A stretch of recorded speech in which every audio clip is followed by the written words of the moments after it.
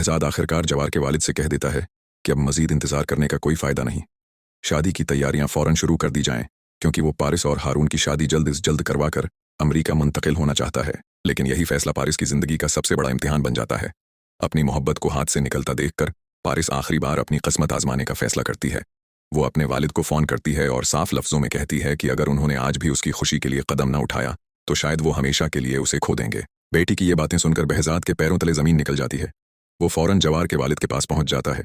जवार के वालिद खुशी खुशी शादी की तैयारियों का जिक्र कर रहे होते हैं, लेकिन इसी लम्हे बहजाद एक ऐसा सच बता देता है जिससे पूरा माहौल बदल जाता है।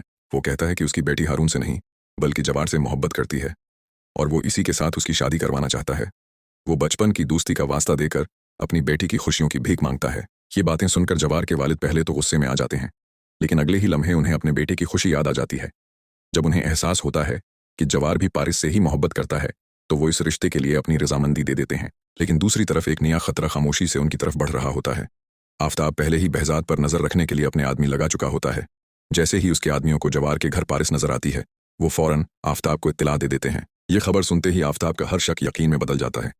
वो दिल ही दिल में कहता है अब वक्त आ गया है कि मामों को उनकी साजिश का जवाब दिया जाए। आफताब अपने आदमियों के साथ जवार के घर पहुंच जाता है और मौका मिलते ही पारिस को अगवा करके वहां से ले जाता है। जब जवार को इस बात का पता चलता है तो उसके होश उड़ जाते हैं। बहजाद बेबसी से उसके सामने हाथ जोड़कर कहता है कि सिर्फ वही उसकी बेटी को वापस ला सकता है। जवार फौरन पूछता है पारिस को कौन ले गया? बहजाद हैरानी से कहता है वहां दुर्रानी तो मौजूद ही नहीं था। मैंने सिर्फ इतना देखा कि चंद मुसल्लह आदमी आए और पल भर में पारिस को जबरदस्ती गाड़ी में बैठा कर ले गए। मुझे कुछ समझ नहीं आया कि वो कौन थे। जवार एक लम्हे के लिए खामोश रह जाता है, मगर अगले ही लम्हे उसकी आंखों में गुस्सा साफ नजर आने लगता है। वो फौरन अपने दोस्तों को फोन करता है और कहता है शहर के हर रास्ते पर नजर रखो। जिस गाड़ी में पारिस को ले जाया गया है वो ज्यादा दौर नहीं जा सकती। दूसरी तरफ आफताब पारिस को एक सुनसान फार्म हाउस में ले आता है।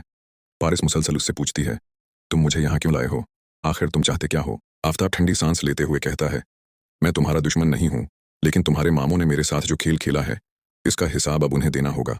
तुम सिर्फ मेरी मजबूरी हो। पारिस गुस्से से जवाब देती है अगर तुम वाकई बेकसूर हो तो मुझे फौरन आजाद कर दो। किसी बेगुनाह को सजा देना बहादुरी नहीं, बज़दली है। आफताब चंद लम्हे खामोश रहता है, जैसे पारिस की बातों ने उसे सोचने पर मजबूर कर दिया हो। लेकिन फिर वो अपने आदमियों को सख्ती से हुक्म देता है उस पर कड़ी नजर रखो। जब तक मेरा काम पूरा नहीं होता ये यहाँ से कहीं नहीं जाएगी। इधर जवार पुलिस को इतला देता है, मगर वो खुद भी खामोश बैठने के लिए तैयार नहीं होता। वो बहजाद से कि